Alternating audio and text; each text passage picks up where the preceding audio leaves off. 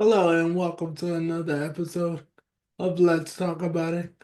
I'm Emmanuel Jenkins, Community Relations Officer for the Delaware Development and Disabilities Council. If you have not already subscribed, make sure you hit that subscribe button and make sure you ring that bell. Ring that bell so you never miss an episode of Let's Talk About It. Today I'm super excited to have a conversation with my friend and colleague, Miss Sonya Starr. Sonia, welcome to the show. Thank you. Thank you for having me. So, Sonia is here to talk about an event that is coming up very fast. Time is coming up really quickly, called Day for Housing. And we're gonna get into more about what Day for Housing is. But before we do that, Sonia, tell us a little bit about yourself and who you represent.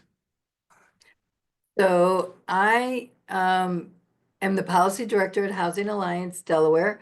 I've been here for about 3.5 years. We moved to Delaware about 3 months before I got this job. We moved from Maryland, where we had lived for 21 years. And Housing Alliance Delaware works to solve the problem of homelessness and help people who are housing unstable. And I can't think of anything more foundational to what a person needs than stable, affordable, appropriate housing. And so I feel very blessed to have found this place to work and to be able to hopefully affect change in the state. And I believe that even what you may consider a short amount of time, you are already doing that. And kudos to you and your team and having the pleasure of working beside you on many initiatives surrounding homelessness and things of that nature. So I appreciate the work that you and your team do.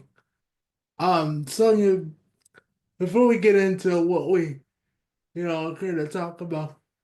Uh, Thinking about homelessness and the crisis, because it is a crisis, and the crisis did not just happen yesterday.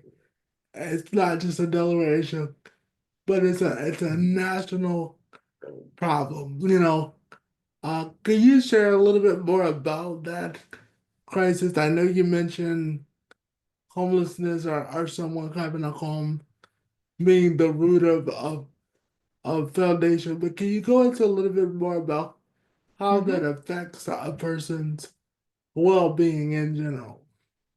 So I will, but before I get that, can I step back for a second? Because I think it's important to acknowledge that there's not one crisis happening. There's Yes. two crises and they're completely interrelated. So in effect, there's one, but we talk about them as if there's two. There's a homeless crisis. The number of Yeah. people who are experiencing homeless in Delaware and the country is rising, but it's not rising by accident.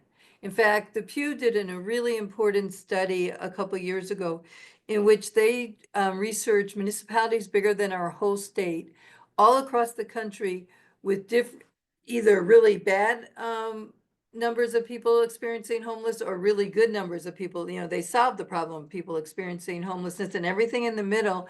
And they tested them for mental health crisis. They tested them for substance abuse. They tested them for all kinds of causes. And the only one that every single one had in common was either they had a lot of affordable housing or they didn't have enough affordable housing. So our lack of affordable housing in Delaware is causing our increase in homeless numbers in Delaware.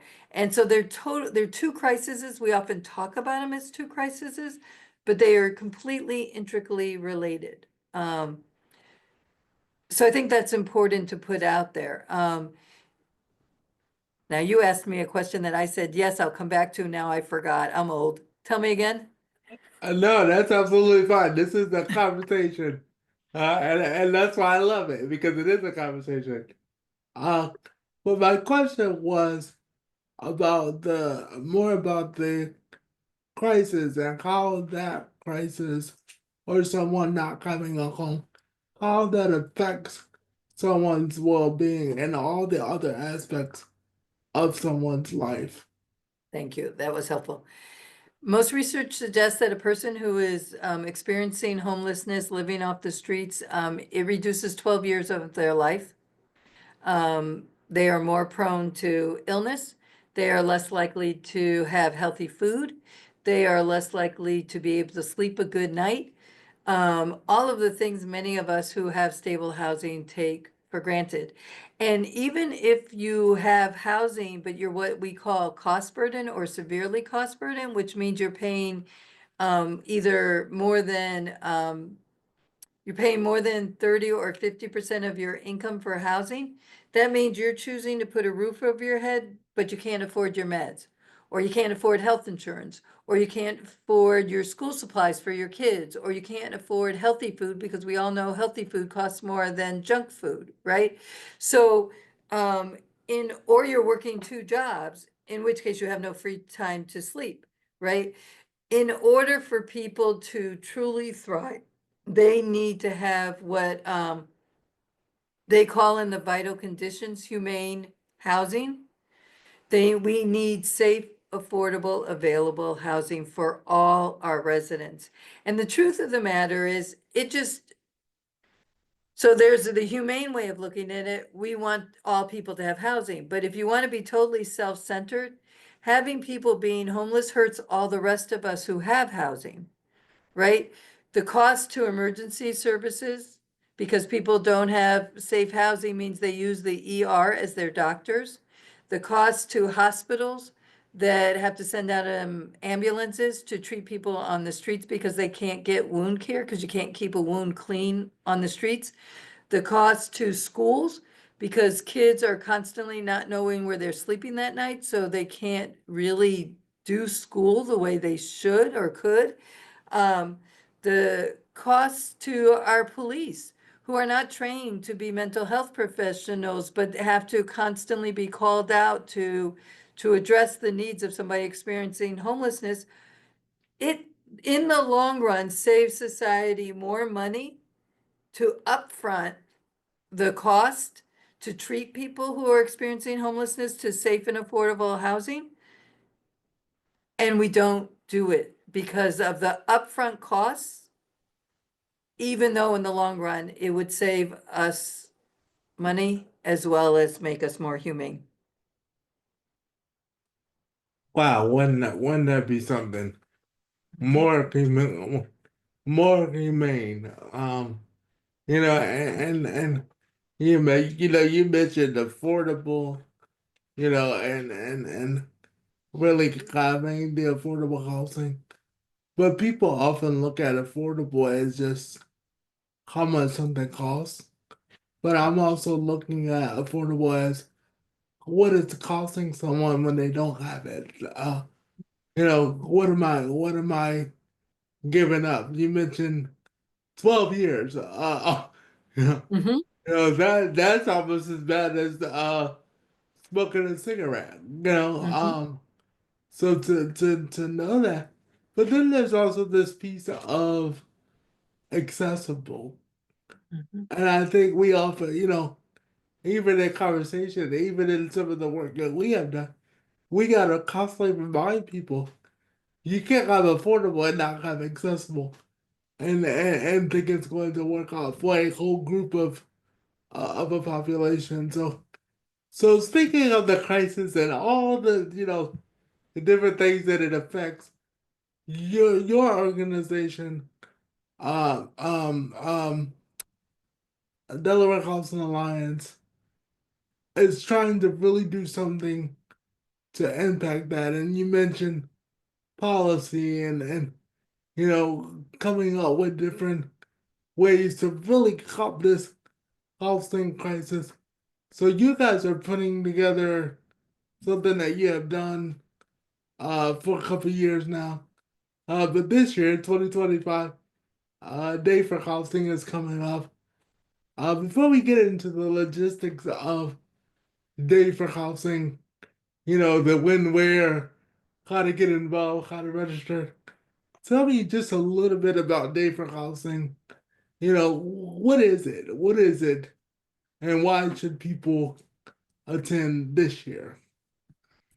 Day for Housing happens once a year, sometime one Thursday in May in Dover. It's only in person.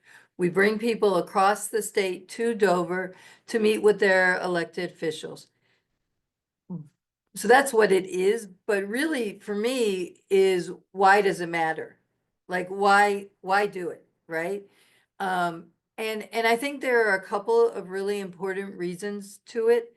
One of which is that it makes it very clear to the elected officials, the more people we have there, the less they can ignore the crisis, right? The more people that come that say, this is a crisis, you have to address it, you have to do something, the more they can't keep going like this, no, no, I don't see it. Or as a colleague of me said, they can't keep admiring the problem. We have to do something about the problem, right? So that's one reason why it's really important. And because the numbers are only getting worse, right? Just recently, the Pitt summary of the Pitt point in time count came out. Once a year, we go out and count how many people are experiencing homelessness in January. This year, 16% more people are experiencing homelessness than last year. Last year, 8% more than the year before. We've doubled. We're going in the wrong direction, double the amount, right? So if we don't come to Dover and actually say we want to get people off the streets in a humane and effective way, then it's not going to be done. Or it's going to be done in a cruel and ineffective way. So we absolutely want to get people off the streets, but we want them to be in housing, not jail.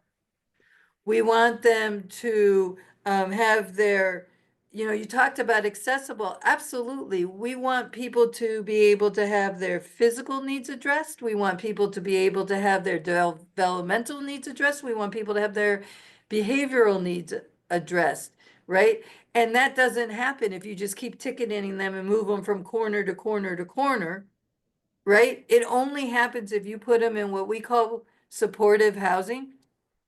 Supportive housing is when you have housing, which brings the wraparound services to the person.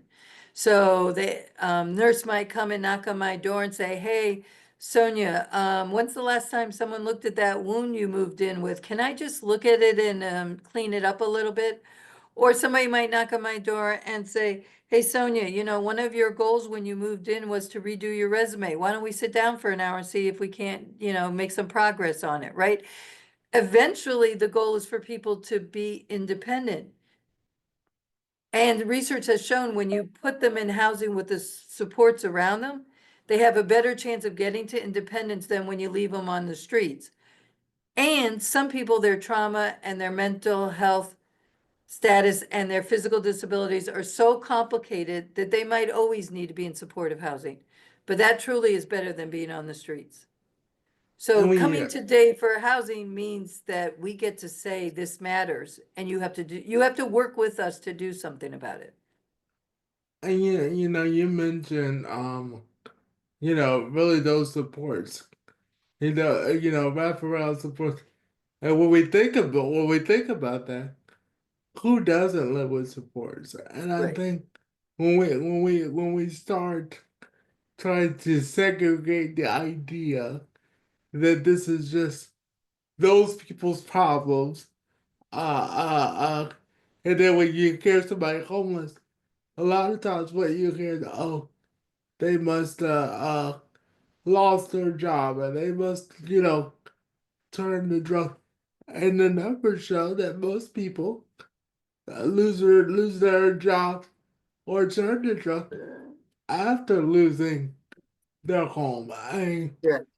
So that kind of that's a misunderstanding of how someone became homeless or why they became homeless in the first place. But this day for housing, you mentioned it was in Dover. Can you share more about like where in Dover And what day is it? I know it's coming up, but can you share May when? 22nd. I'll say May 22nd as many times as you let me say May 22nd. It's May 22nd in Dover. Um, it's right outside Leg Hall on the grass, right across the street from Leg Hall in downtown Dover. Um, the primary reason is to go in to partner with our legislators about crucial legislation that we think will move the dial. There is a secondary reason that I want to share with you, which is you are never going to get a larger group of people who are passionate about housing and solving the problem of homelessness in one place than you Yes. will on Day for Housing. So we need to break down silos within Delaware if we're going to solve this problem. We need to learn to work with each other and talk to each other. And the only way that can happen is by learning about each other. And so we have over 20 nonprofits who are going to be tabling. And we want people who are not tabling, who come with their business cards, come with their organization's literature, come as a private citizen. We've got to work together to solve it. No one person, including the elected officials, nobody could solve this problem alone. You know, Sonya, you mentioned something that I think is valuable. Uh, the ability to work together. And I know we can call it a day for housing May 22nd, but this is not a day. Mm-mm. This is a unit. This is a moment. It reminds me of a march, if you will, a peaceful coming together to say, hey, Delaware officials. And if you're not familiar with the term Delaware official, we are talking about your representatives and your senators, the guys that you voted, talking to my Delawareans. You voted for these individuals. This is your day. This is your day to come together to put the problem in front of them.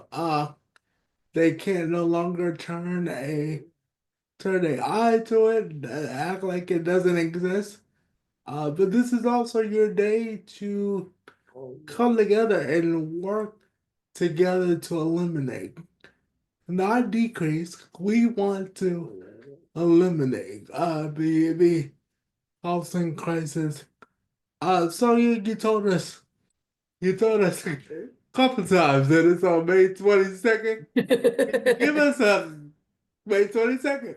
Uh, can you give us a time frame for that day for people who may be riding the public transportation, may want to get dropped off by a friend, family member? Can you share what time they should arrive?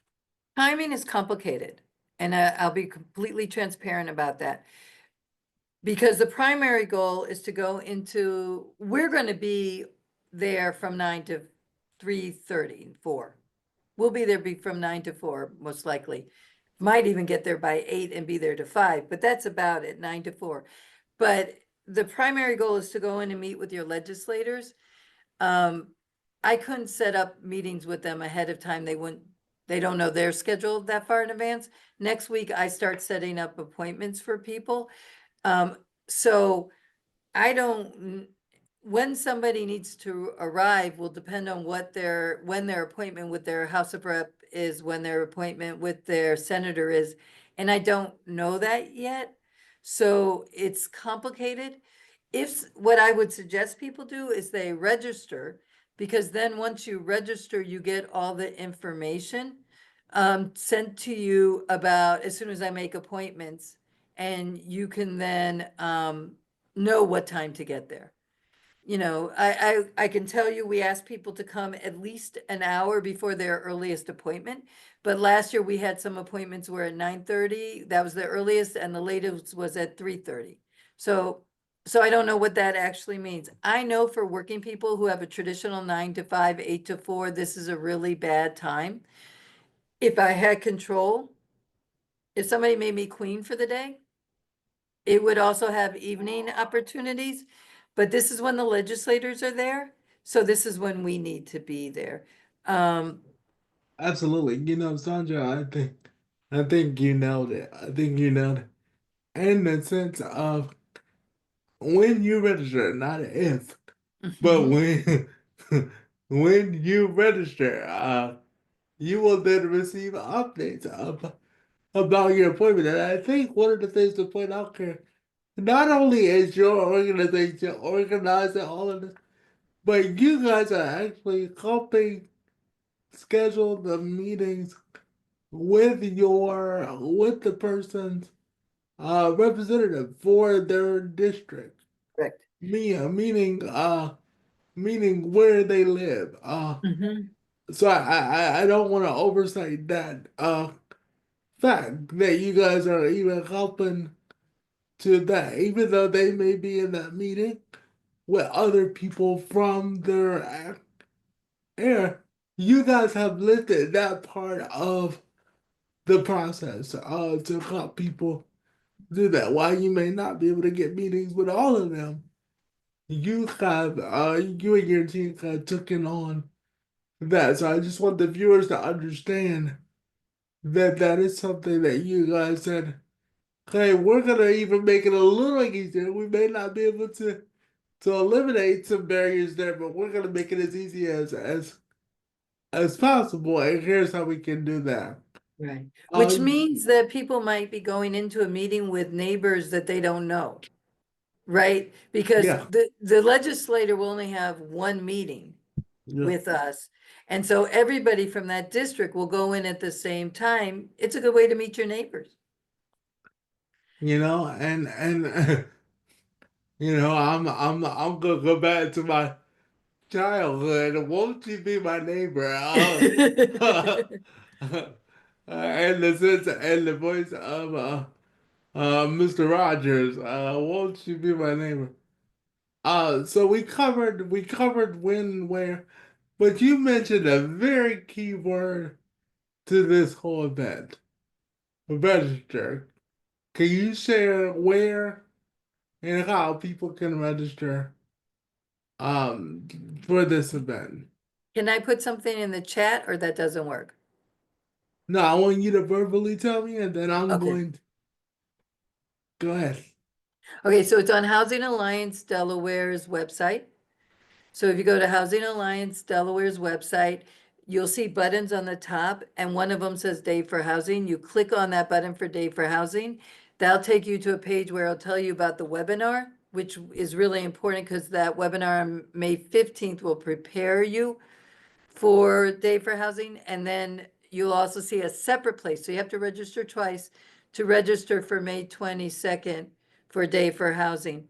And just so you know, online registration will close at close of business on May 16th. So please go there sooner than later, so that we can make sure we get an accurate count of how many people are going to get there. Anybody who registers by at close of business on May 16th will get a free lunch. We have a food truck coming, and we will make sure that the legislator knows how many people are coming into their office so they can have a room that's big enough for everybody. All right, guys, you heard it here first. Oh, let's talk about it from Miss Sonya Starr. Where you will register is DelawareCounselAlliance.com. Is it .com or .org? I want to be correct. Either It way, is .org. It's the www.housingalliancede.org. .org for organization. ORG. I will put that in the description of this video. So if you are watching, you may click on the description, click on the link, and make sure you register for the event, the day for counseling on May 22nd. Remember, when you register, you will receive updates about when your appointment is. Then you can make arrangements. And I want to make sure you guys heard. Ms. Sonya said, if you register, you will receive a free lunch from a food truck. Okay, who doesn't like to meet new people and also have food? Free food. Can I say it again? Free food on May 22nd for Day for Housing. Sonya, I want to thank you for joining me today for Day for Housing. But not only Day for Housing, really informing the community on this crisis of homelessness. You know, they keep coming up with different terms about homelessness, misplaced, and the fact of the matter is people still don't have a roof over their head, and meaning a stable roof. And I want to, on behalf of my fellow Delawareans, I want to thank you and your team for the work you have done Thank you. to make people aware of this crisis. And if you are watching this video, if you are watching this video and you live in Delaware, please come and join me. That's right, you heard it. I'll be there. Come and join me along with my friend Sonya Starr and many other neighbors that you may not know. Come and join us on May 22nd. Until then, be well and remember, working together can get us through anything.